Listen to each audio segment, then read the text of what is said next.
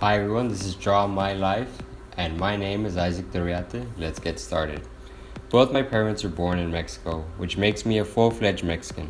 Only difference is that I was born on U.S. soil on December 20th, 1997, in Bexar County at San Antonio. You can say I was a cute little bean of love at the time, but I was the youngest of three cute beans of love. Fast forwarding a bit to a couple of months to when my parents decided to get a divorce, my mother took the opportunity to take both my brother and sister, including myself, to live in a small border town called Eagle Pass, where she decided to work at Walmart to support us. Growing up in Eagle Pass mostly meant that you would interact and make bonds with other kids who were just as Mexican as you were. But if you happened to be non-Mexican, then it was either because you weren't from there or you lived from somewhere else. Now you can say that we were all a big boiling pot of beans thanks to this Texas heat. Now, if you ever had that one weird kid in class, especially during elementary, that seemed to bring random Legos and random toys everywhere with them, then FYI, I was that dorky, weird kid. But because of my dorkiness, I got to meet my two best friends, Adrian and Manny. And to this day, they still are my best friends. They're the people that I would never forget. Now, growing up in Eagle Pass, especially Aiden at the high school at Eagle Pass, wasn't always the safest place.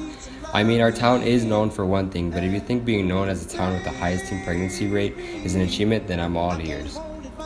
My high school named CC Wynn was a big part of my life, from meeting new friends and joining clubs to learning how to get away from kids who sold drugs and were part of the cartels. But around this time I had a weird infatuation with milk, which is pretty weird, but okay. Now at the start of my sophomore year, I had discovered a passion, something that had allowed me to meet new people. And again, it happened to be the dorkiest thing in my school, the debate club. The summer of senior year, both my partner, Adrian, got to go to Baylor for a debate camp where we met a surprising fellow named Daryl Gardner, who was both African American and Islamic. And through talking to him and seeing him day to day, we got to see that he faced the same tribulations as we do, and we're still in contact. And yes, the last and biggest chapter of my life, my senior year. My senior year, I got to be the vice president of NHS, which is a big responsibility at my school. Now, at the time, I didn't have a car because I couldn't afford one, but luckily, I had a best friend who did.